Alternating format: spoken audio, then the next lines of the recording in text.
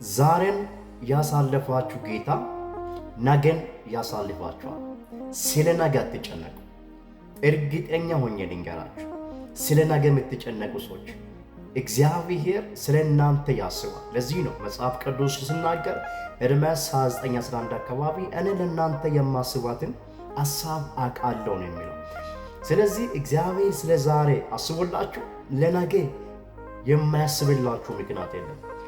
እርግጠኛ ሆኜ ልንገራችሁ፣ ዛሬን ያሳልፋችሁ ጌታ ነገን ያሳልፋችኋል።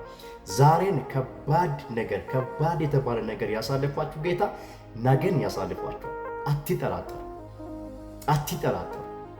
ነገ እንዴት ይሆናሉ እያላችሁ እየፈራችሁ ያላችሁ፣ ነገ እንዴት ማለፍ ይችላሉ እያላችሁ ዲፕሬሽን ውስጥ አላችሁ ሰዎች በጭራሽ ከገባችሁበት ከዲፕሬሽን ውስጥ ወጡ፣ ከጭንቀት ውስጥ ወጡ። እግዚአብሔር ከዛሬ የበለጠ ነገ ያሳልፋችኋል። ነገ እንደውም የክብር ይሆናል። እርግጠኛ ሆኜ ልንገራችሁ። ተባርካችኋል።